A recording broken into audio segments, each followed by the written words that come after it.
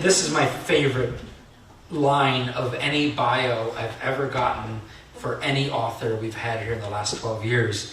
And that is, David lives on a charming little trout stream in Missoula, Montana, in accord with his late friend Jim Harrison's advice to finish his life disguised as a creek. And you know, perfect. So let's bring this creek in disguise up here, David James Duncan.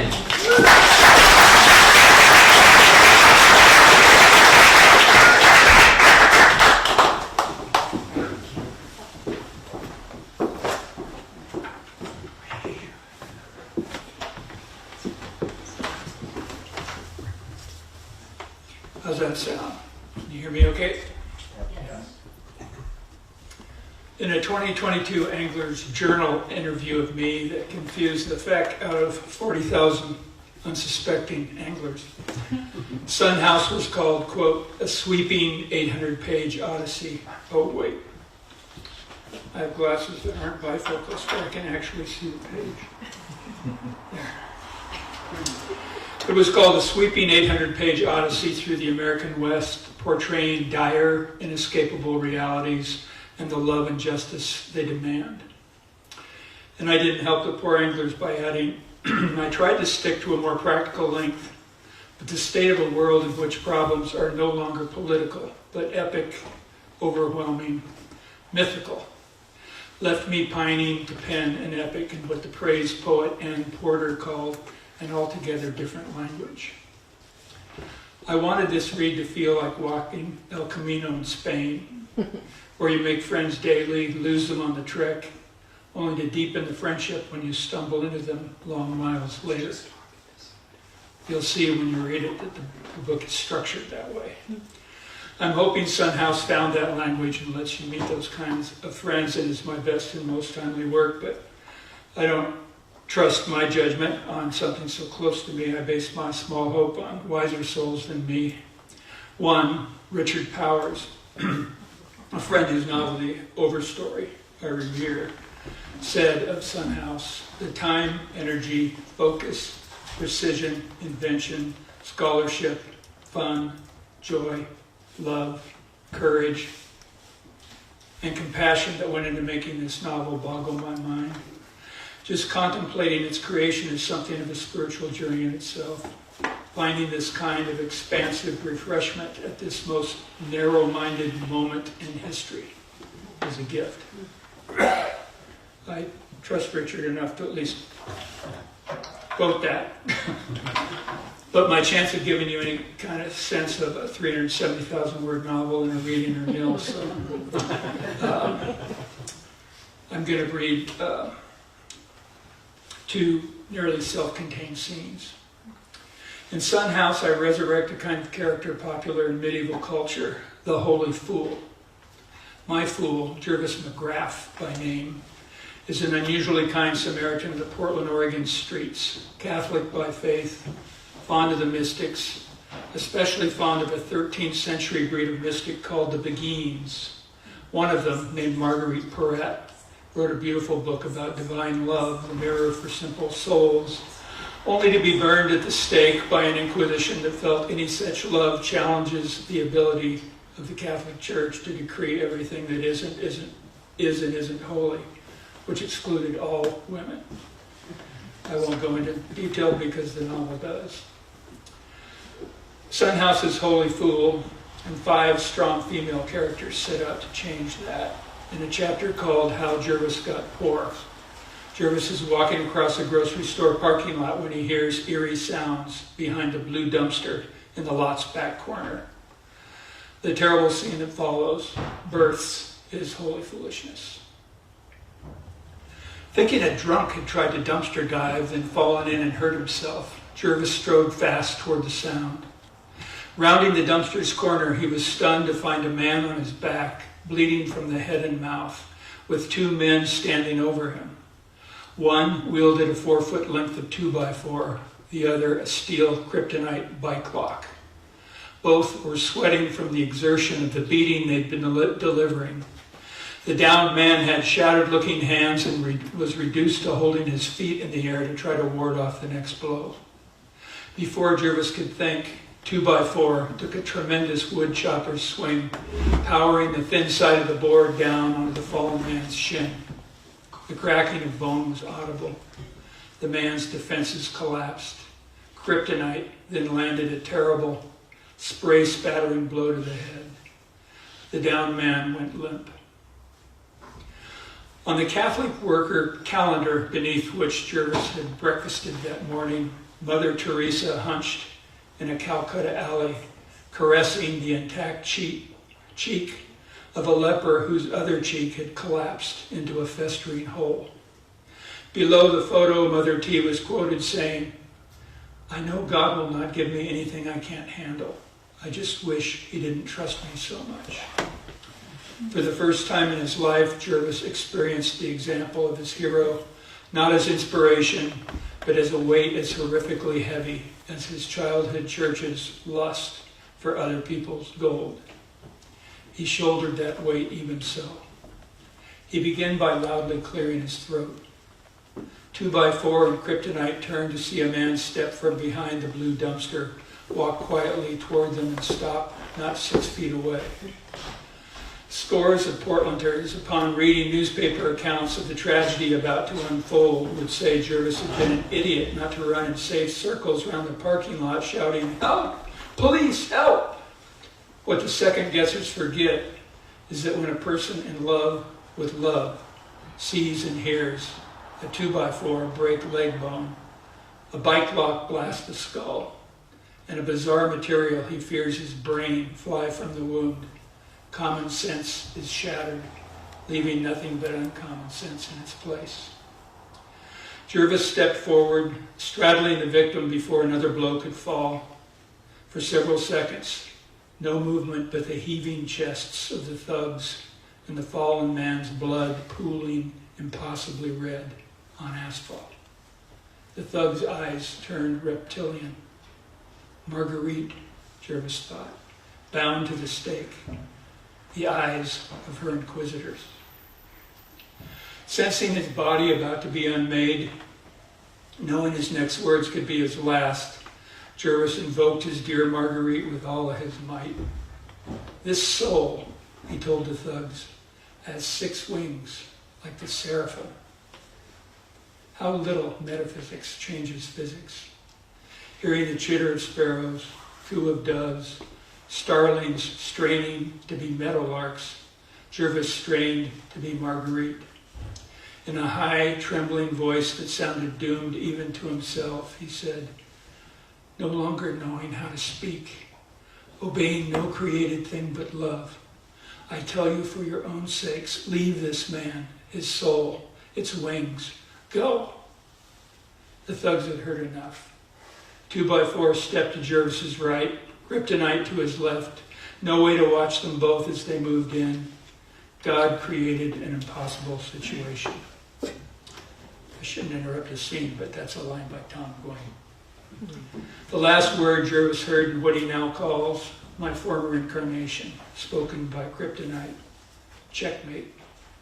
His last thought, my life, it's over. My life is over. His last sensation before the blow that shattered his arm, then the flash that took his consciousness. An impossible eruption from inside the mothering earth herself, exploding up his legs, buttocks, hardening penis, up his back, neck, head, blasting out the sun door at the top of his skull in an unstoppable flood of joy. It's hard to read for a hard reason. I wrote the first draft of that scene, and within 24 hours, lost a wonderful friend in almost exactly that manner. It messed me up for months. Then I thought, who knows what my friend woke into afterward. And in his honor, a permanently damaged Jervis survives a 49-day coma and wakes immersed in the invisible ocean Father Zosima describes in the Brothers Karamazov when he tells Alyosha, all is an ocean. All flows and connects so powerfully that if in this life You manage to become more gracious by even a drop. It is better for every bird, child, and animal your life touches than you will ever know. Start praying to birds in an ecstasy. Cherish this ecstasy, however senseless it may seem to people. So the other scene I want to read shows who Jervis becomes. And I should warn that blows to the head turned his mind wild and his vocabulary uncensored. This chapter is called Jervis on World Peace. The place is Portland, December 1990s. The epigraph by Teilhard de Chardin describes what Jervis has come to experience. By means of all created things, without exception, the divine assails us, penetrates us, and molds us. We imagined it as distant and inaccessible, whereas in fact we live steeped in its burning layers. On a rainy Monday morning, Jervis and his twin brother TJ are walking a quiet street at the foot of Forest Park when, apropos of nothing, Jervis slams to a halt behind a parked car, glares at its bumper stickers, and in his papery voice reads, "Pray for peace? Visualize world peace? What do you think, TJ?" TJ would prefer not to reply, so he keeps it short. Judging by the evidence, I'd say that world peace isn't even close to the hand this world's been dealt. That's it, Jervis paper whispers. This bumper is shaking its finger at us, telling us not to inhabit the world we inhabit. The way I see it, infinite light years of peaceful space has got the universe by the balls. The way I see it, Earth is a precious fleck of blazing hot chili pepper in what is otherwise an infinite vat of mayonnaise. The way I see it, we should wrap our arms around our tiny planet and study Earth's chaos of injustice, suffering, mass illusions, and peaceless peace, not wish it away. The fuck? The visualized world peace sticker shows all the imagination of a do not disturb sign. If I wasn't too much to drive, my bumper would say, "Make your peace with the red hot smoking peace we've got." TJ can't hide his amusement. "You're worked up about this, brother." Jervis's one-eyed scowl is formidable. Screw ordering random motorists to remake the universe to suit your own little milquetoast prejudices. If the last few centuries had achieved world peace, a plague of happy fucking would have raised Earth's population by 50 billion and we'd be dead of the effects of that. Thanks for laughing. Jervis shakes his head. That's sort of the idea, but you gotta let her rip. Standing in the rain in his high-fashion clothes, TJ tries his genteel best.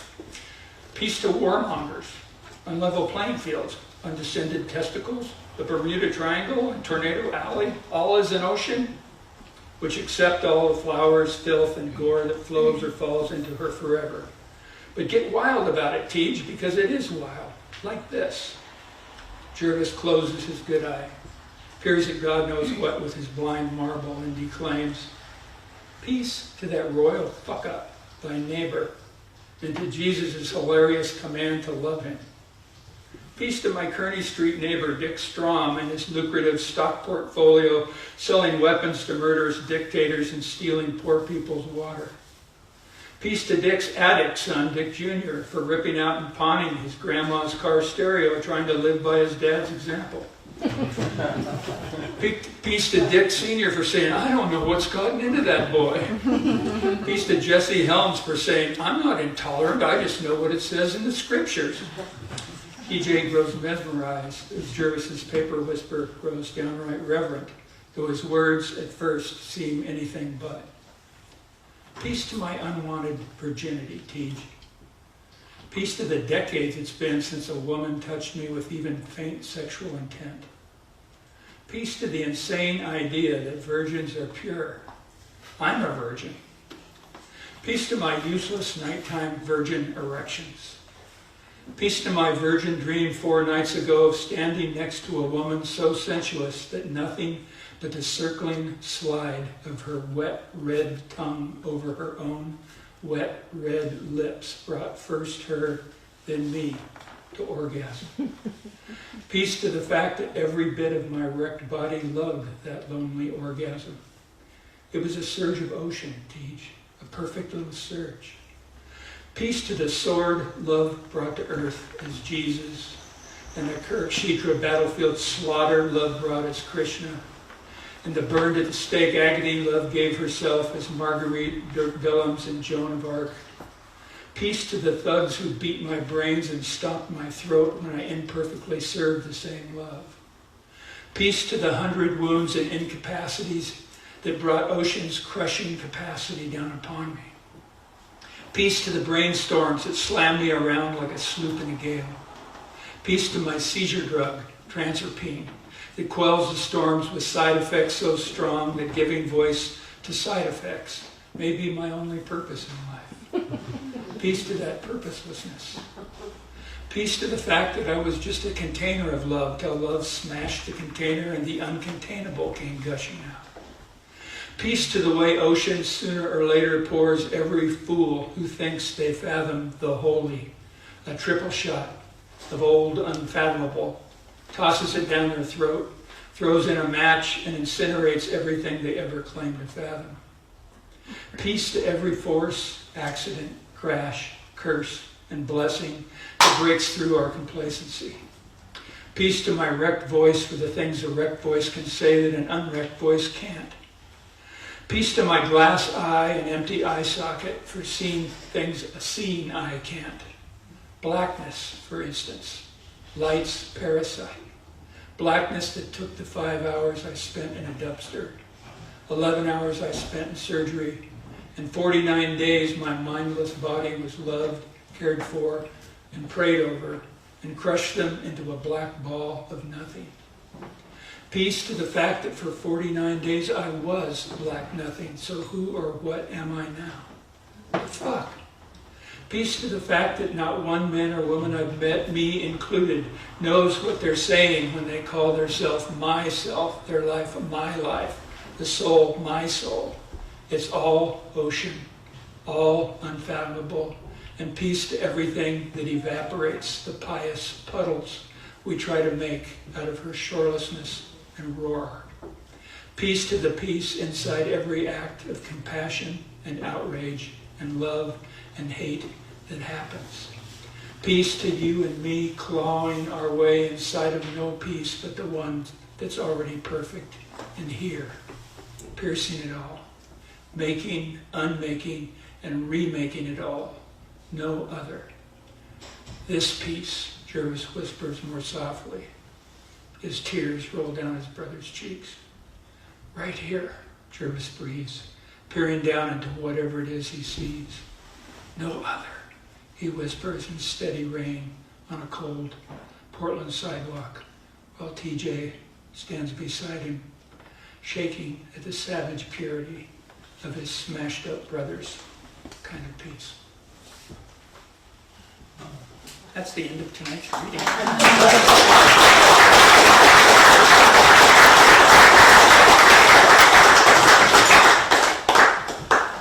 We have all kinds of time for whatever we want to do, Q&A.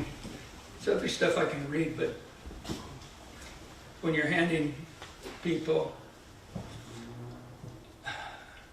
a novel the size of this one, it just feels kind of cruel to, to add to the total. So.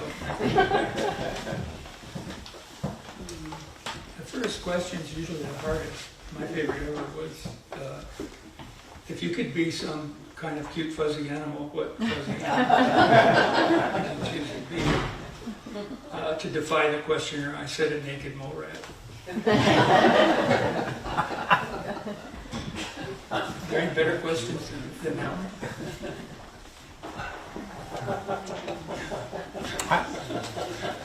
David, I'm wondering, was there an initial kernel that, because it's amazing, there's so much in this book, but was there one image or moment or thought that started it?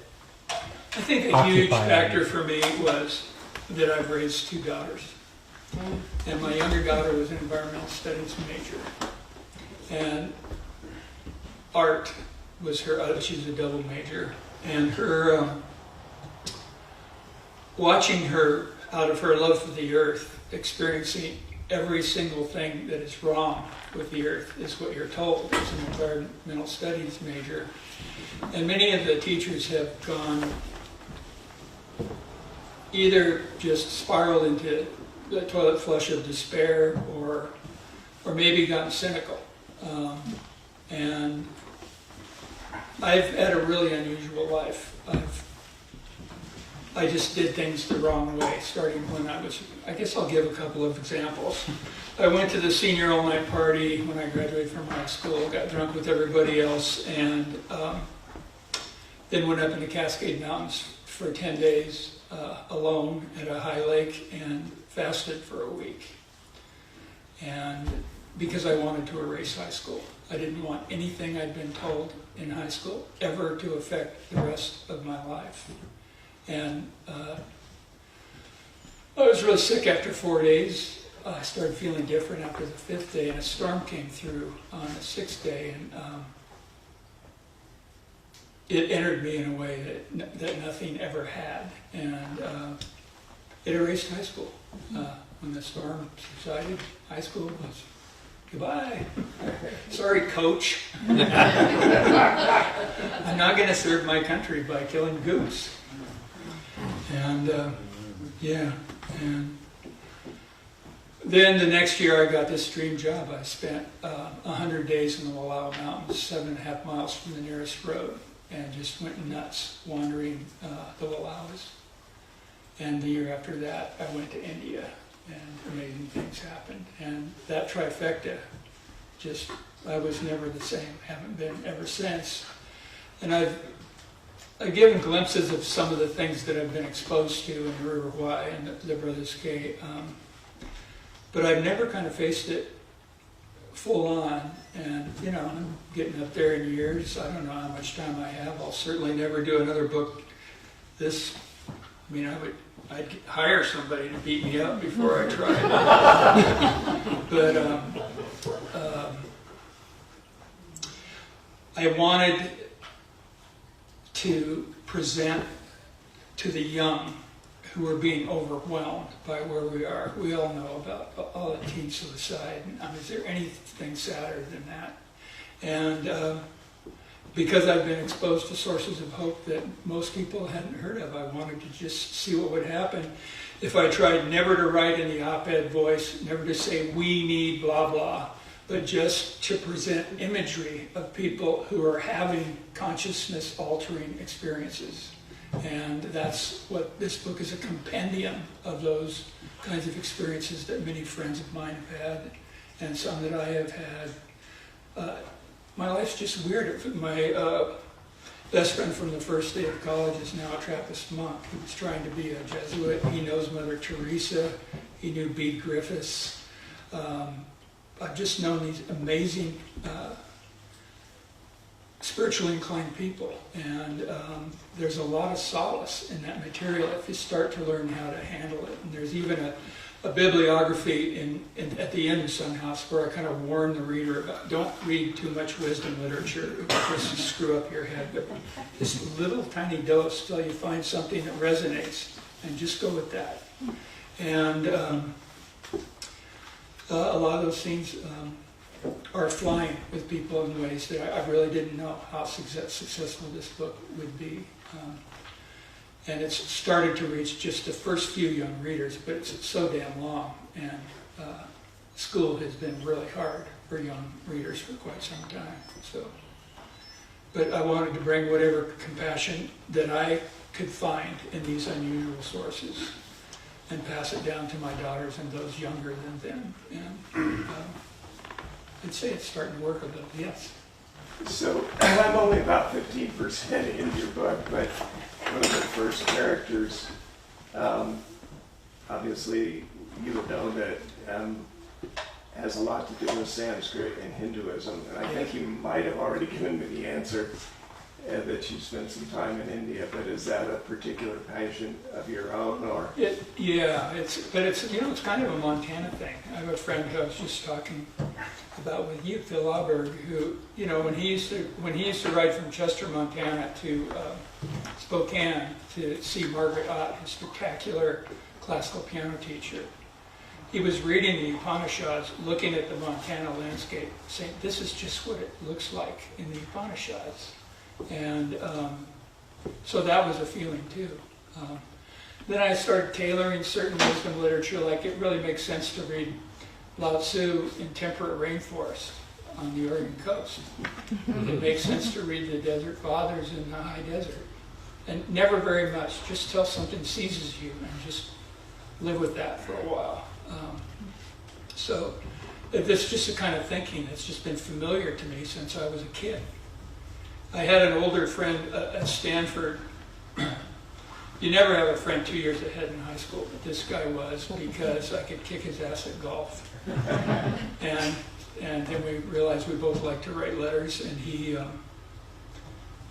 started sending me a lot of the Stanford humanities curriculum while I was just taking these shit courses in high school, usually with really heavy, bogus political spin, and so I just stopped doing my high school assignments and was studying the Stanford humanities curriculum when I was 17 and 18, and I would hitchhike down to Palo Alto on school vacations and like camp on Mount Tamalpais illegally and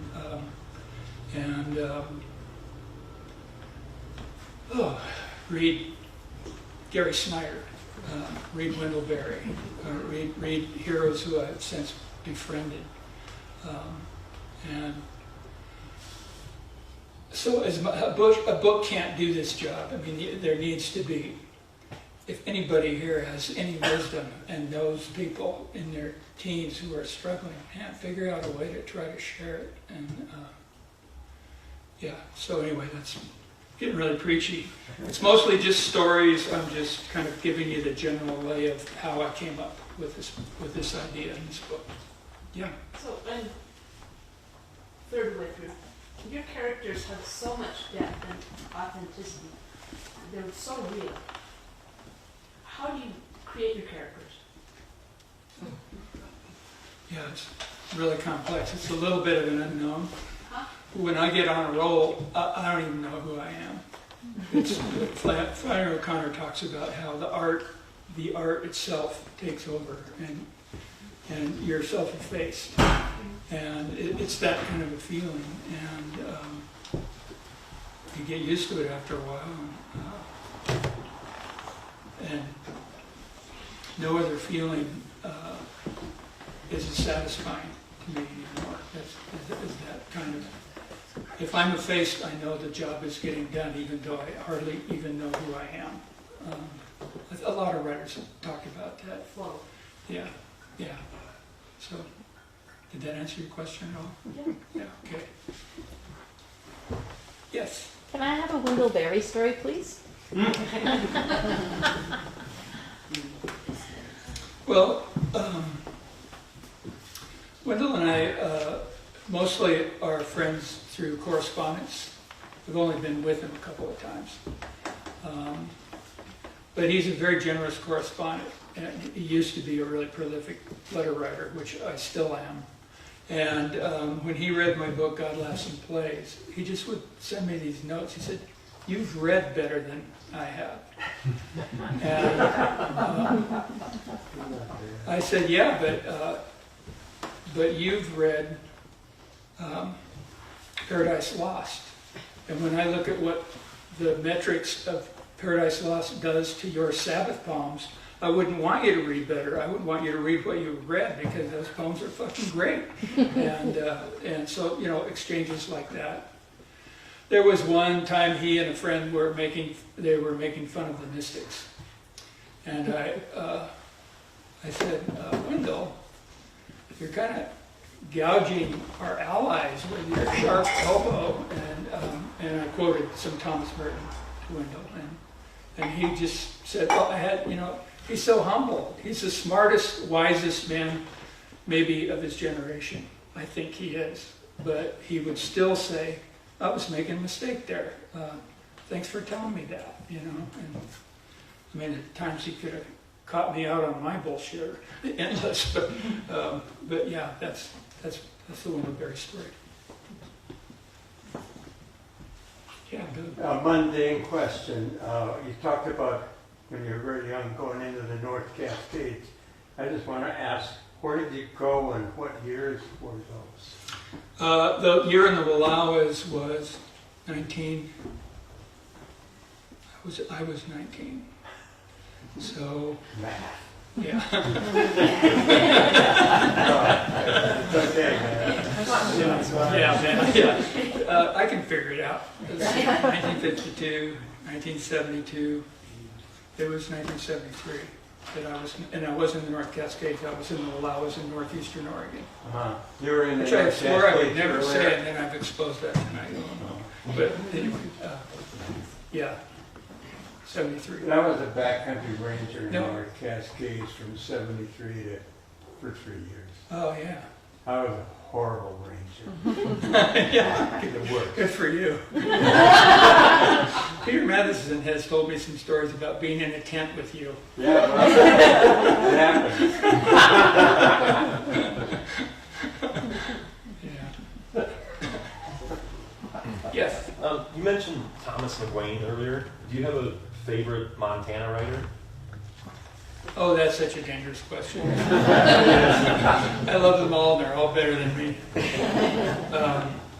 No, Tom and I made a film together that was really fun. It was called Troutgrass, and it followed bamboo from where it's grown in China to Glen Brackett's fly shop in Twin Bridges, Montana. And it was a really fun project, and we got to fish together. And Tom's full of all kinds of amusing observations. And, yeah, it's a really fun guy to know. He and Harrison, are born a year apart, and they both have like unbelievable memories for everything that's ever happened to them. And as a younger man, I sensed a certain loneliness when they were talking story, because they remember everything, and they met these sensational human beings who were really famous in their day, and they're talking to the young, and no one's heard of them anymore. So there's a little bit of a loneliness in that, and I'm getting there. I'm starting to feel that. But sometimes you take the time and can steer a younger person to an activity, usually an activity over a book, I find, and start making a little difference.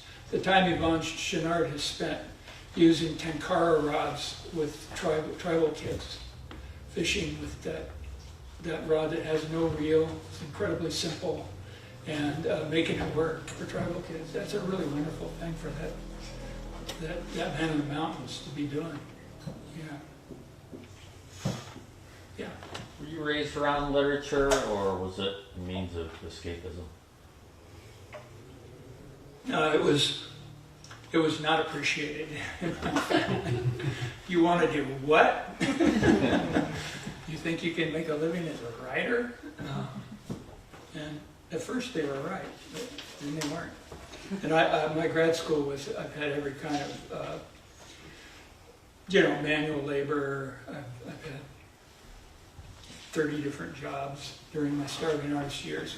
It was about 14 years before I got the River Y in the pipeline. Yes. It's pretty obvious from what you write that you really like water. Are there certain types of water that are more important to you, like large rivers versus small streams? Well, for me, just the two most miraculous water places are spring creeks and coral reefs. Mm-hmm. Those two. I almost wish I'd never been a destination fisherman.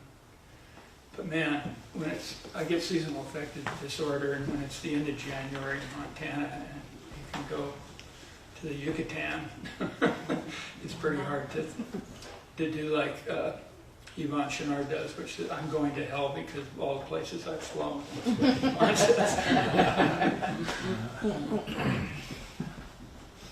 Yes. I just wondered how you got into fishing and growing up in Oregon, kind of your initial interest in fishing, who got you Yeah. into it? It started when I was 5. I had some clam necks and a shitty little spinning rod, and my dad cast out the first cast. And I caught a perch, which I thought was pretty cool. Perch about that long. But then I caught a flounder that was about the size of an LP. And that was it. I was sold. Yeah. And it just went from there to trout. I've written about this before. The first time I walked up a little trout stream with a fly rod in my hand, just from having been Bible pounded in Sabbath school in the Adventist church, I just was like, eureka. I suddenly knew what Jesus meant by the kingdom of heaven is within you. It was that stream. It was being in that place, doing that thing. And yeah, so. You mentioned water, coral reefs and spring creeks. Mhm. What of spring creeks? What is it about spring creeks? Well, they're Is it one thing. spring-fed? They're the same temperature year round. Often they're fishable in the winter. It's like doing brain surgery on water to extract a trout from a spring creek. They're very, very difficult. But I just reached a point with my fishing, maybe in my 20s, where I wanted difficulty. Easy, there's a lot of fishing situations where the trout can't say no to a well-presented fly. They're having a feeding orgy, and to keep catching those and putting them back, it's like, come on, And so actually, it was Paul Hawken who said, "Why don't you just cut the barb off your fly?" And so I've occasionally done that in those stupid situations where you can't not catch a fish. Just enjoy the clom, watch your rod go down. Sometimes they'll even hold on to it for a little while. And, yeah. Yes. Could you explain a little bit how you come to the insight that you have in River Teeth about memory and the log in the river? Yeah. And how I thought that was amazing. That was a really good metaphor, yeah. Kim Stafford and a few others have taught River Teeth as an assignment to their creative writing students. Yeah, the metaphor he's talking about is just that Sitka spruce especially grow along streams and achieve huge size. And when they fall in the river, they start breaking down. And the last thing that breaks down is where the limb joins the trunk. And if you cut those end up being the last part of the tree to survive, and lots of them wash down into the coastal estuaries. I've dug up scores of them just in the Salmon River estuary in Oregon because I have friends who live there, and we just go down and find some really cool river teeth. Of course, my son, when he was 10, gave me one for my birthday that looked exactly like a dick. But there are more interesting shapes too. You cut into them, and it's like glass. It looks like glass. It doesn't look like wood. And they last, who knows, maybe thousands of years. I mean, even just wood, when it's buried in silt or sand, lasts really a long time. So, yeah, that's where that came from. Some memories we just can't get rid of. And the thing I like about teaching that in workshops is that river teeth experiences are just intense. They don't have to be narrative. They don't have a beginning, middle, and end. You might not remember what year it was, but when suddenly, whatever the amazing event was, I don't know, I was sitting in the top of a little fir tree when I was a kid, and 7 pheasants flew in and landed all around me. Just something like that, just on a cold winter day. It was me and 7 pheasants all of a sudden. So, river teeth. Yes? I've only read a couple books, but I really enjoyed The River Why. And my question is more about character. I fell in love with Bill Bob and Ma, both. And I just wondered, as a writer, there are many things I haven't read that you've written, but as a writer who has spent time with all of these characters in your various texts, like, who are your favorite characters? Well, just to talk about Ma for a minute in H2O, we were living at a time when I wrote that book when there were many novels about fathers who were monsters and often were having sex with their children or beating the shit out of their sons. And I knew I was living on the Oregon coast in a nice little community, and I knew a lot of fathers. And we were all flawed, and we were all trying our damnedest we loved our kids and we're doing the best we could, and we're making mistakes, but I wanted to create, well, that's really, I'm getting into how I created Papa Toe in Brothers K. But with Ma and H2O, I wanted to remove the volatility. During the Vietnam era, our family supper table was a frightening place. And my father and I were gradually just really coming head to head. And my two brothers were adopted, and I'm biological. And he clearly favored me, which drove me batshit. And we ended up, well, we didn't really come to blows. I just said things that there's no way he was not going to hit me. I was right in his face, and he knocked me back over a chair. And I disappeared for 3 days, and when I got back, he was really remorseful, and I was too, that I disappeared without a word because I knew it was making him suffer. But that's when we discovered what I call manhole covers. There are certain things you just put that metal cover over, and you don't go down that hole with the person with whom you can't talk about those subjects. And I have talked to other people who read that image, and it made sense, and they stopped beating their heads endlessly over. We all know what it feels like, especially since a certain president came along too long ago. So I don't think it's productive to try to think you're going to win a debate. Yes?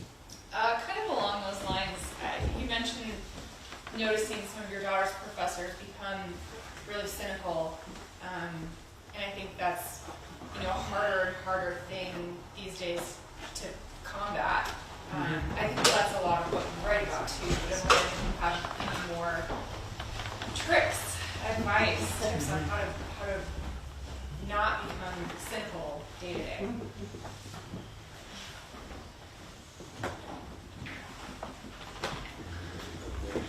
Well, it's just such a poor platform to try to do anything from. Even just being, I love, Jim Harrison talked about how I'm sick of irony. And Jim read and loved the Russian novelists. I studied War and Peace with Ursula Le Guin's husband, Charles Le Guin, when I was 18 years old at Portland State, and was totally enamored of. And the great Russian novels all risk sentimentality. And Jim really liked that. Jim, of all people, was a champion of sentimentality. He said, I would rather do that. What was it? I wish I had his exact words. It wasn't polite language, but I'm a fucking asshole. I think that's what he said. Something like that. In Jim fashion, it sounded better.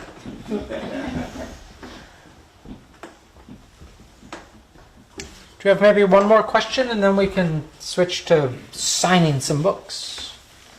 Anyone? Yeah. You were friends with Brian Doyle, is that right? Very close friends, yeah. Do you have a good Brian Doyle story? Yeah, there's lots of good Brian Doyle stories.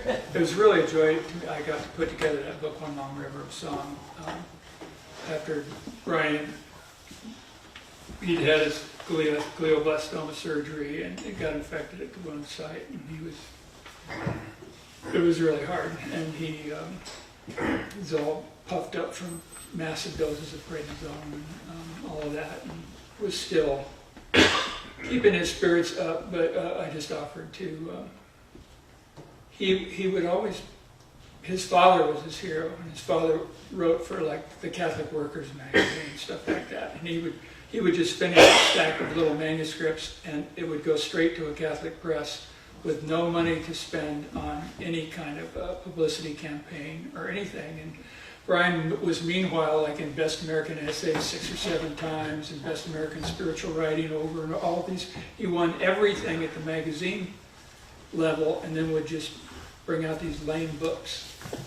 And I said, Brian, I would really like to make a book pro bono for you and your family, where I just think of one thing: you're a literary genius, and to heck with cute things kids said, or some possibly not bogus Catholic saint, or whatever, and just because he was a devout Catholic, but he had a huge reversal at the end of his life, which comes into the heading of spiritual secrecy. And if he'd lived, he would have written something really searing about the Pope that was not going after the molesters of children. Brian was ready to burn him to tell that story, and then he just got deathly ill. It's a really good Brian story, but it's a dream. Is that illegal? After I finished putting together One Long River of Song and had just sent it to New York, I dreamed that it's just as clear as, I think it might have been not a dream. It might be that we met in the clear light that the Dalai Lama talks about. I don't know. But Brian was sitting on a picnic table, and there was this really clear, clarifying light. And he was reading One Long River of Song, but he was turning it all into these things called chromes, which are perfectly symmetrical. He was reclaiming his work as his own by writing the whole book out by hand in these beautiful symmetrical little sections. And he had 3 pens with him. And one was green, one was blue, and one was red. And he would make a little insertion point and write a word in green. And the whole passage would be flooded with the indestructible process of Mother Nature creating life, which she has managed to do after the 5 great extinctions, and will do again after the 6, but just probably maybe not on human timescale. We'll see. But it was really beautiful. And then he would make a blue word, and the whole section beneath it would take on the power of the blues, of the Sun House we were listening to as we came in. And then he would do red, and it would be some kind of blood sacrifice, like the amazing short essay he wrote called Leap, about the couple that jumped off the trade center holding hands, or about Don and Mary, the 2 women who ran at the shooter at Sandy Hook.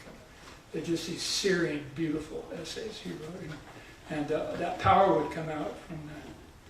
And then Brian was sitting on this picnic table looking at all this and saying, I was kind of worried about this book with the old death by brain cancer theme, but this is just fucking wonderful. And he was just looking at the different colors and how it altered so the last time I saw Brian was that.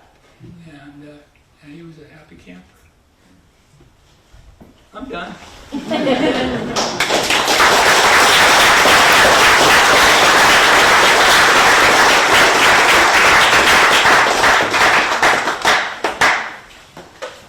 Okay, well, I'm going to move that speaker out of the way so you guys can come up here and get your books signed. Thank you so much. Andrea has more books for sale back there, and there's more wine. Beautiful.